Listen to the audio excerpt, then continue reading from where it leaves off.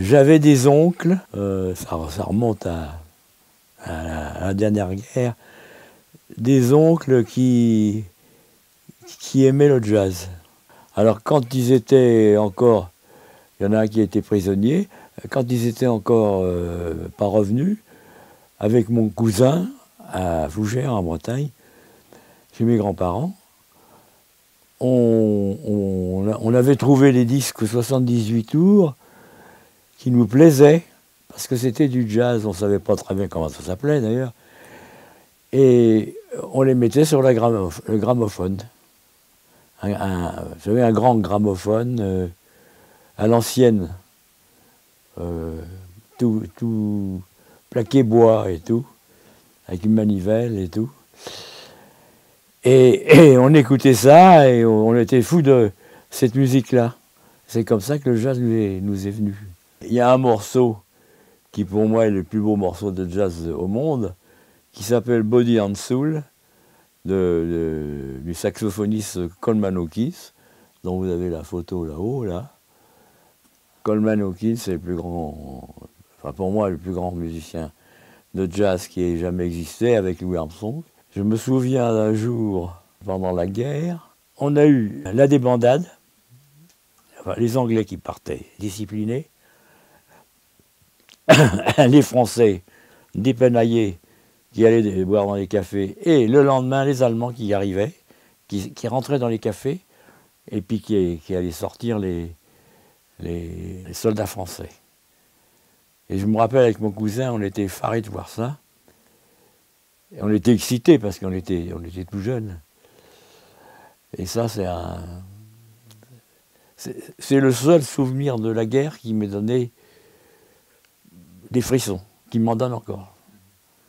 Et la révolution, ça a été quand les Américains ont débarqué, ils nous ont inondés de V-disques. Voilà un exemplaire des V-disques. Ça, maintenant, c'est devenu introuvable. Et chaque unité américaine avait une dotation, une caisse de V-disques, où il y avait un mélange de variétés, d'opéra, de classique et de jazz. Et eux, il fallait que quand ils étaient dans un repos, sous leur toile de tente, ils puissent sur un gramophone écouter les choses qu'ils aiment. Oh ben, comme je travaillais pour Kléber, j'avais une voiture, je mettais la radio et tout, et puis j'allais voir mes clients. Mais le soir, en fait, j'écoutais de la musique, et puis j'allais, comme tous mes copains, et on allait dans les boîtes. Je suis fou de grands orchestres de jazz.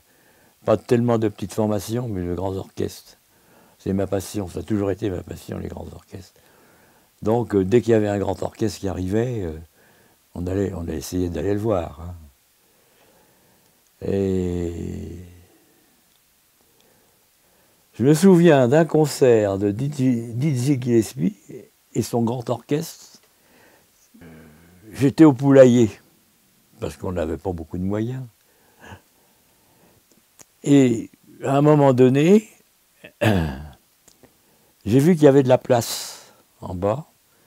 Et comme les jeunes gens qu'on était, on est un peu resquilleurs, je suis descendu. C'est un souvenir impérissable d'ailleurs. Je suis descendu. Et c'était sur le côté, les places assises. Je me suis assis.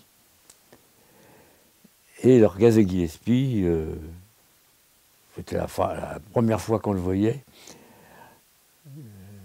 Jouait terriblement bien. Et qu'est-ce que je vois?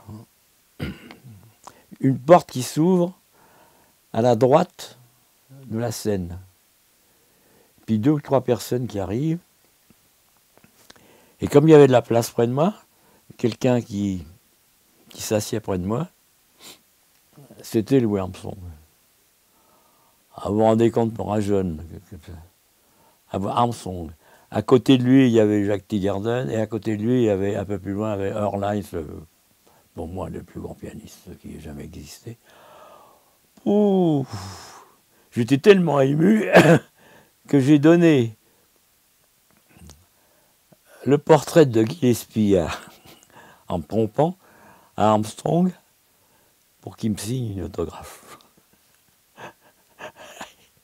C'est des trucs qu'on se pardonne pas, mais c'est comme ça. Quand on est un fan, on cherche surtout à convaincre ses amis que c'est une belle musique et qu'ils la partagent.